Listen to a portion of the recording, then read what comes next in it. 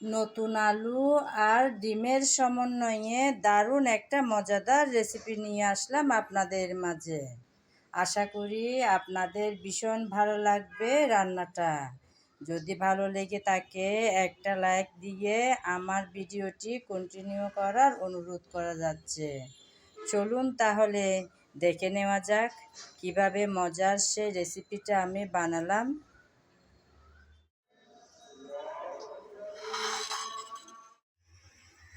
রান্না করার আগে আলু আর ডিম আমি সিদ্ধ করে নেব। তাই চুলায় আমি আগে থেকে একটা প্যান বসিয়ে তাতে পরিমাণ মতো পানি দিয়েছিলাম। এখন সে পানির মধ্যে দিয়ে দিচ্ছি একটা একটা করে আলু আর ডিমগুলো। আলু আর ডিমগুলো দিয়ে অপেক্ষা করব যাতে ভালোভাবে সিদ্ধ হয়ে আসে।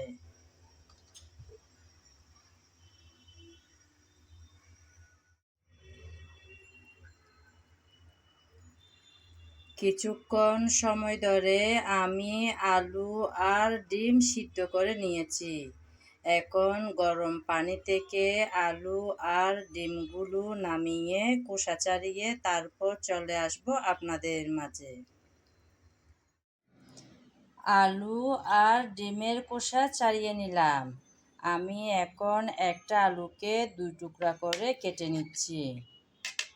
সবগুলো আলু এভাবে 2 টুকরা করে কেটে নেব।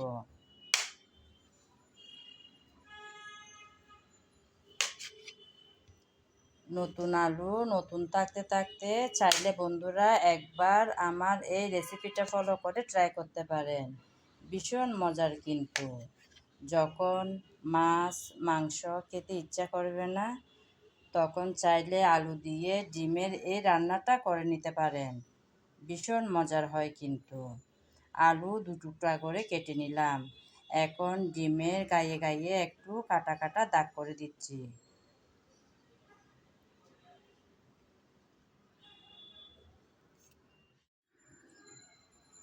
শুরুতে ডিম আর আলু আমি ভেজে নেব। তাই কিছুটা পরিমাণ লবণ আর হলুদ মিশিয়ে তারপর আমি ভেজে নিচ্ছি। লবণ আর হলুদ মিশিয়ে নিলাম।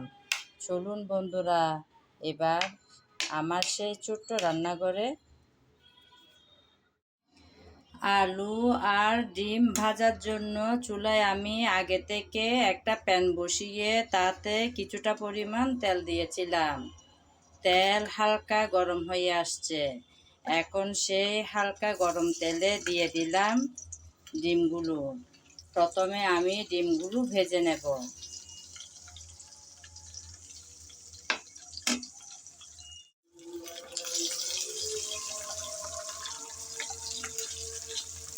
কিছুক্ষণ সময় ধরে ডিম আমি নেড়ে চেড়ে লাল লাল করে ভেজে নিয়েছি। এখন তেল থেকে ডিম তুলে নেব। ডিম কিন্তু ভাজার সময় সারাক্ষণ নেড়ে চেড়ে যেতে হবে, তাহলে ডিম পুরোটা একই রকম কালার হয়ে সবগুলো ভাজা হবে। এখন আমি গরম তেল থেকে তুলে নেব। ডিম সব ভেজে তুলে নিলাম। এখন ডিম ভাজার তেলে দিয়ে দিলাম আলুগুলো। আলুগুলোও আমি নেড়ে চেড়ে ভালোভাবে ভেজে নেব। খুব বেশি লাল করে ভাজবো না। 4-5 মিনিট যাবৎ একটু নেড়ে চেড়ে নিয়ে তারপর আমি নামিয়ে নেব।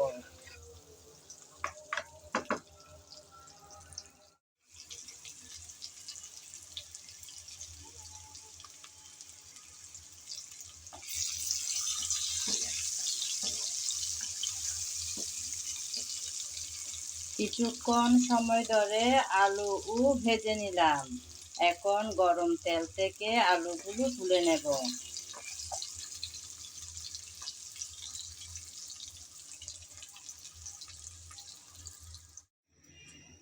আলু আর ডিম দুটোটাই ভেজে নিলাম। এখন চলে যাব মূল রান্নায়। আজকের রান্নাটা করব আমি আলু আর ডিম ভাজার তেলে, তাই আলু আর ডিম ভাজার তেলে দিয়ে দিলাম কিছুটা পরিমাণ পেঁয়াজ কুচি। প্রথমে আমি পেঁয়াজ কুচি হালকা ব্রাউন কালার করে ভেজে নেব। আমি তো আলু আর ডিম ভাজার তেলে রান্নাটা বসিয়ে দিলাম। আপনাদের এভাবে ভালো না লাগলে আবার নতুন করে তেল বসিয়ে এই রান্নাটা করতে পারেন।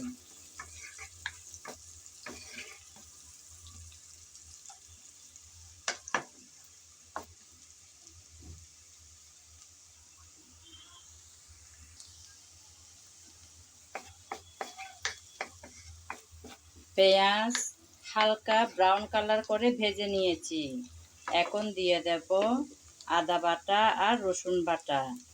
আমি আদা আর রসুন একসাথে বেটে রেখেছিলাম, ওখান থেকে কিছুটা পরিমাণ দিয়ে দিলাম। আদা আর রসুন পেঁয়াজের সাথে আবারও একটু নেড়েচেড়ে ভেজে নেব, যাতে কাঁচা গন্ধটা চলে যায়।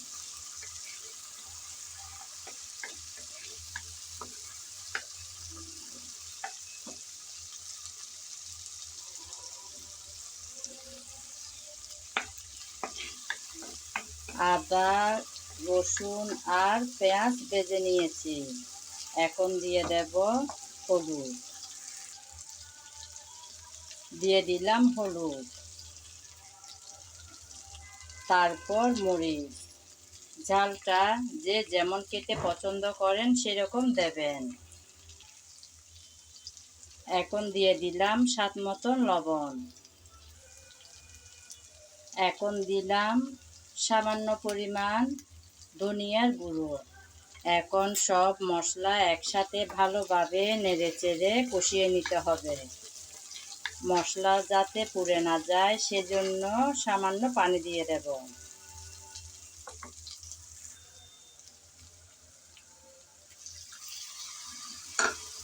সামান্য পানি দিয়ে দিলাম।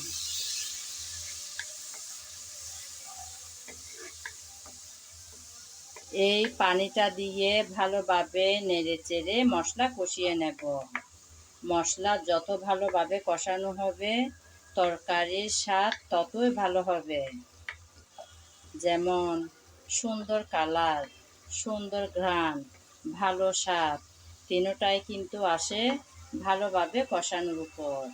তাই খুব যত্ন সহকারে কষানোটা করতে হয়।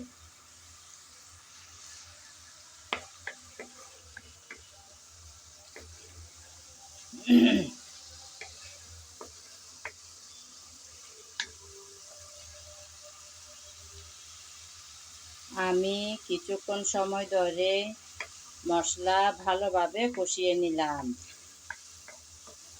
এখন দিয়ে দেব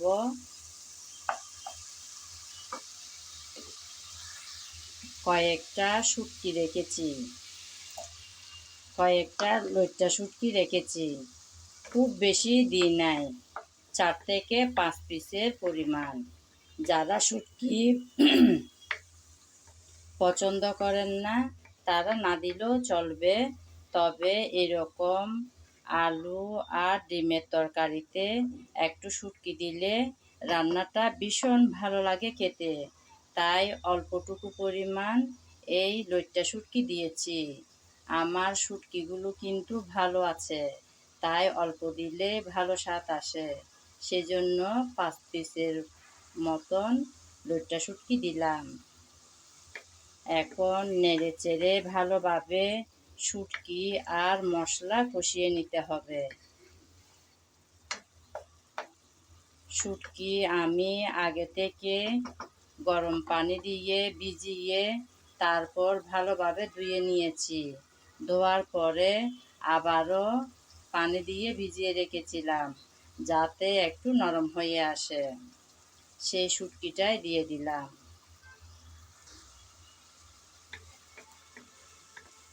কিছুক্ষণ সময় ধরে এই কষানোর কাজটা করতে হবে, যেন ভালোভাবে মশলা কষানো হয় আর শুটকি থেকেও যেন স্বাদ ভালোভাবে বের হয়।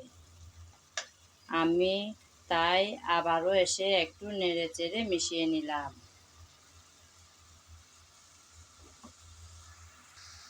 অনেকেই আছেন শুটকি পছন্দ করেন না, তারা চাইলে চিংড়ি দিয়েও এই রেসিপিটা বানাতে পারেন। অবশ্য আমি আজকে রেসিপিটা বানাচ্ছি যখন মাছ মাংস খেতে ইচ্ছে করবে না, তখন চাইলে আলু ডিমের এই রেসিপিটা বানিয়ে নেওয়া যায় শুটকি দিয়ে। ভীষণ ভালো লাগে খেতে। আমি কিভাবে বানাই তাই আজকে আমার বন্ধুদের মাঝে শেয়ার করলাম। কিছুক্ষণ সময় ধরে আমি ভালোভাবে মশলা কষিয়ে নিলাম। শুটকিও একটু নরম হয়ে আসছে। এখন দিয়ে দেব আগে থেকে ভেজে রাখা আলু। দিয়ে দিলাম আলুগুলো। আলু দিয়ে নেড়ে চেড়ে একটু ভালোভাবে কষিয়ে নেব। বেশিক্ষণ সময় ধরে কিন্তু কষাতে হবে না, কারণ আপনারা তো দেখেছেন বন্ধুরা, আমি আলু আগে ভেজে নিয়েছিলাম। এরকম ভেজে নেওয়া আলু অনেকক্ষণ সময় ধরে কষাতে হয় না। আমি 4-5 মিনিটের মতো নেড়ে চেড়ে একটু ভালোভাবে কষিয়ে নেব।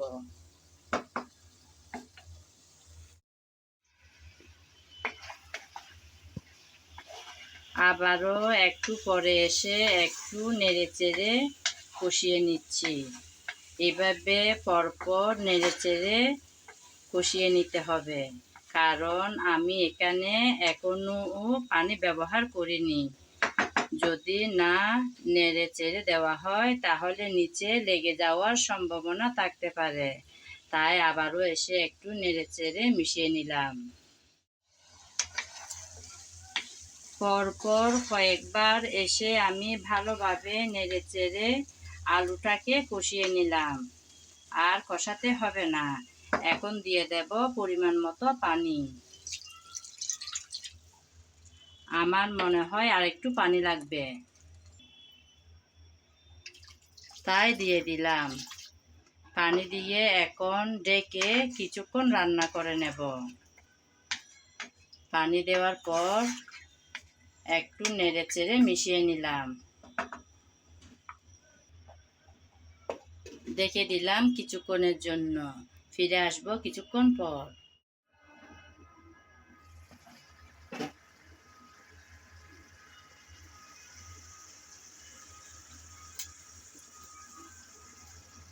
কিছুক্ষণ ঢাকনা দিয়ে রান্না করে নিলাম।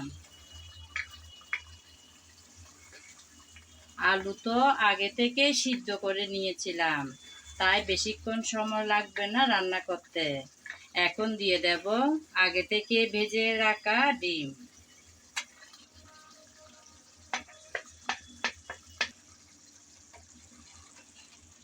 ডিম দিয়ে আবারও একটু নেড়েচেড়ে ভালোভাবে মিশিয়ে নিলাম। বন্ধুরা, আমার রেসিপিটা যদি আপনাদের ভালো লেগে থাকে একবার হলেও ট্রাই করে দেখতে পারেন। ভীষণ মজার কিন্তু, একদম অনুষ্ঠান বাড়ির স্বাদে খাওয়া হয় এই মজার রেসিপিটা। ডিম দেওয়ার পর নেড়ে চেড়ে একটু মিশিয়ে নিলাম। আবারও কিছুক্ষণের জন্য ঢেকে রান্না করে নেব। ফিরে আসব কিছুক্ষণ পর।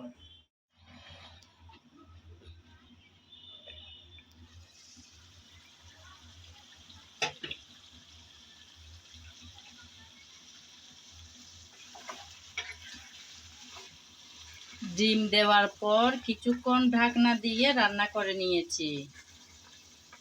এখন দিয়ে দেব আমি টমেটো কেটে রেখেছিলাম আগে, সেই টমেটোগুলো। আর দেব 2-3টার মতন কাঁচামরিচ। জালটা যে যেমন খেতে পছন্দ করেন সেরকম দেবেন। আপনারা যদি টমেটো একদম সিদ্ধ করে গলিয়ে ফেলতে চান তাহলে শুরুতেই দিয়ে দেবেন। আমি এরকম আস্ত রাখবো বলে লাস্টের দিকেই দিলাম। টমেটো দিয়ে একটু নেড়েচেড়ে মিশিয়ে নিয়েছি। এখন আবারও 3-4 মিনিটের জন্য ঢেকে রাখলাম। ফিরে আসবো 3-4 মিনিট পর।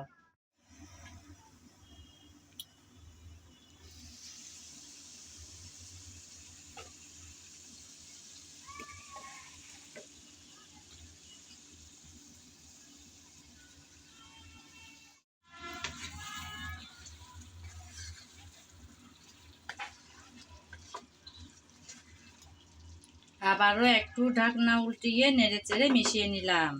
এখন দিয়ে দেব ধনেপাতা কুচি, যেটা দিলে এই তরকারির স্বাদ আরও বেড়ে যাবে। শীতকালীন ধনেপাতা যদি আমার হাতের কাছে থাকে, আমি অবশ্যই চেষ্টা করি দেওয়ার।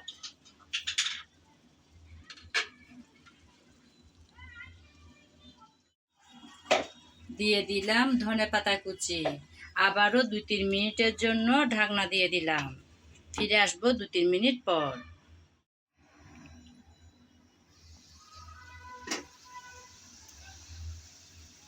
এই যে বন্ধুরা, আমার রান্না কিন্তু একদম রেডি। একদম রেডি হয়ে গেল বন্ধুরা মজার আজকের আলু দিয়ে ডিমের এই তরকারি। এতক্ষণ যারা আমার সঙ্গে ছিলেন, আমার ভিডিও জুড়ে ছিলেন, তাদেরকে জানাই অসংখ্য অসংখ্য ভালোবাসা।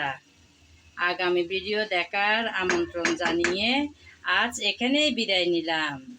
সবাই ভালো থাকবেন, সুস্থ থাকবেন আর নিরাপদে থাকবেন। আর আমার এই রেসিপি যদি আপনাদের ভালো লেগে থাকে, অবশ্যই একবার ট্রাই করে দেখিয়েন। ভীষণ মজার কিন্তু।